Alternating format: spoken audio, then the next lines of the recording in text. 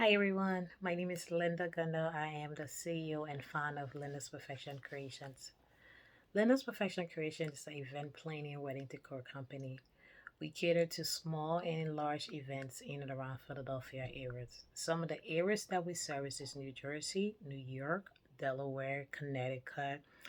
Pretty much any location that you want us to go to, if the price is right, we would travel. We also do destination wedding as well. Some of my specialty is wedding planning and decor. As I stated, I'm also the floral licensed florist. We do custom events, so birthday party, anniversary, fundraiser, corporate events. We also do home staging and office decor. So if you have a home that you're selling, or maybe you don't, you have an Airbnb and you want us to stage those locations to give your client an idea how the space is gonna look, or just to give a client a more comfortable vibe or something, just to change the room in your house, we do that as well. I have over 10 plus years in the wedding industry, so I have more than experience. I do these videos to kind of help, especially for my DIY brides who are planning weddings, and also as to encourage up and coming business owners who are going down this journey with us. We continue on this path. You know, there are some challenges that we face. There are things in life that happen. I strongly believe that everyone in life need a tribe. You need someone that you can talk to. You need a comfort. You need a support system. Without a proper support system, you cannot go far, because no man is an island. You cannot do it by yourself. So I'm just gonna get right into today's session. And if you don't know, I've been doing this video for the past couple of weeks, and I'm gonna continue for the next year. So today topic I'm gonna talk about is for my brides and vendors, especially for the DIY brides. And when you're hiring a planner, my first step is that if you decide to do your wedding yourself, and let's say you down the line realize that it's too much work and you want to hire a planner. Before I go there, I'm going to take it back a little further. If you're planning your wedding, the first question, one of the first three questions you should ask yourself after you decide on your budget is to, am I going to plan this wedding 100%? That means from start to finish, where I'm not going to hire no planner.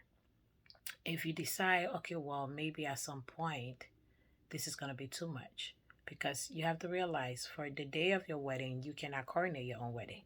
You cannot tell yourself when to walk down the aisle. You cannot cue everything. You'll be running around like a crazy person and you will have no idea.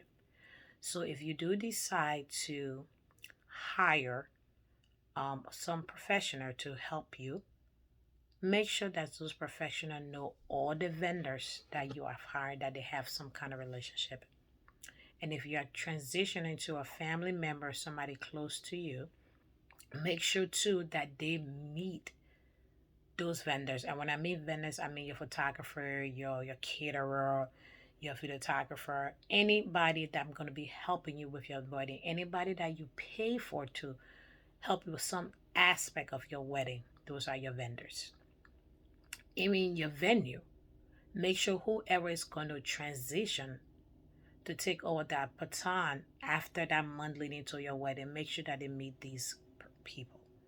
Is very, very important, because what the problem that you face is that when you are the initial point of contact for such a long time and you transition this information to somebody else, those vendors sometimes feel like they may not want to talk to somebody else. They might feel that they don't have the answer to you, to the person that you assigned to. They might feel that, oh, or I already talked to the bride already know what I want. And like that, it can create a little conflict and a little problem. And I seen that many times that it happened. One of the things that I do is that when a bride hire me, especially for mono coordination services, the first thing is I want to see the contract. The second thing is I want the information for those vendors to see, to talk to them, to get to know them, to introduce myself to them. Whether it's an email, I make sure I have some kind of phone call with them to lay the groundwork. What is it that I can do to help them? What is it that they can do to make my life easier and to make their life easier as well? Because sometimes people feel that sense of entitlement, and sometimes you don't want vendors not working together, because when your vendors don't work together, it's a big problem. Then you have multiple people doing their own thing during your wedding days. And what happened is that it makes your planner life a living hell, because it's like they might feel like they want to go to you instead of anything. So the first thing is lay that ground rule. When you are transitioning, whether to a planner, whether to a family member, make sure you let those vendor know that, okay, moving forward, all communication needs to go through X, Y, and Z. That anything about my wedding pertaining, I give them full permission to talk to them. It's okay for them to see you in the wedding, but I recommend that you stay away from it. Sometimes it'll be harder because what it does that it gives that little room. And sometimes too, I talk about other videos about what question to ask your vendors. Because what happened when it comes down to the planning aspect, that's when a lot of things start to unfold and you realize like, oh, one thing you gotta ask that, okay, what happened if I go, or especially with your catering venue, what happened if I go over my people to the guest count? What I'm gonna be charged X amount of money. What happened to my vendor meals? Because it's crucially, your vendor has to eat. And a lot of brides don't think about that aspect. When you are having a wedding, you have to feed your vendors. And they are bringing two people, or some vendor might bring two people along, some might be three along with them. Those people have to eat. You can't expect somebody to work with you for 10 hours and don't feed them. Or you give them bare minimum food. Or sometimes some people want to give them sandwiches or something. No, you cannot give them. I'm one of the planners that I make sure that every vendor have a real meal. They're humans. They are tired. They've been working hard. You have to feed your vendors.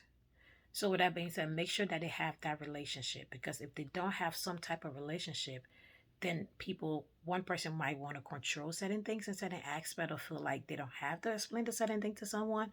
And then you find an issue where during your wedding that people run into, you don't ask a different question. And you're like, well, I told this person this. So make sure you set the ground rules with each vendor that this is the person that's going to be taking over for me. All communication needs to go through directly to this person. If you have any question, any concern, make sure you talk to this person and they will be able to handle you. And that will make things a lot easier for whoever is taking over, because sometimes there are certain conversations that you have with those vendors and that person wasn't a part of it. So make sure you explain every detail. Make sure you document everything. Make sure everything is properly documented. Dot your I's, cross your T's.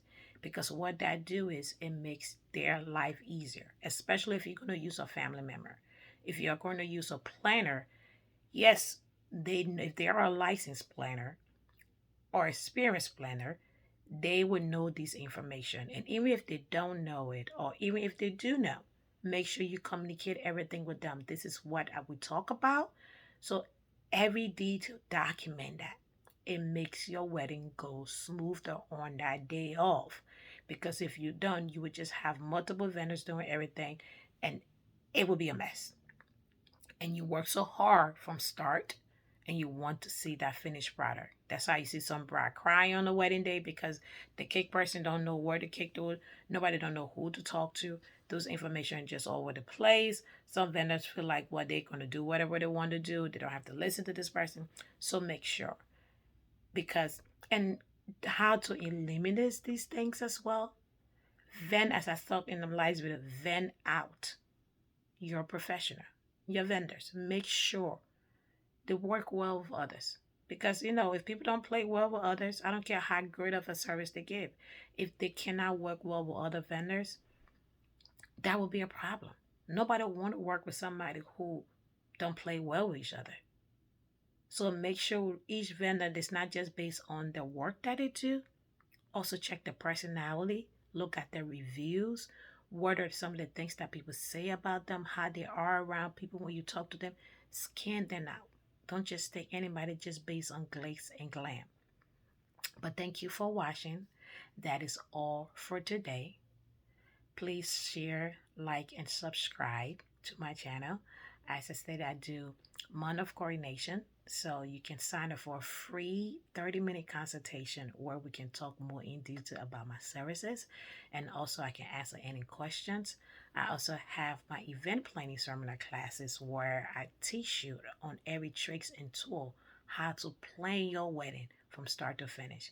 And this is now, even though I say it's for bride, I also put information about upcoming planners. If you are just starting the business and you need information on where to go, how to get to the right contact, how to find the right information to get your business on the right stack, you can register as well. And I can help you, teach you what I've learned over the years and what helped me to be where I'm at.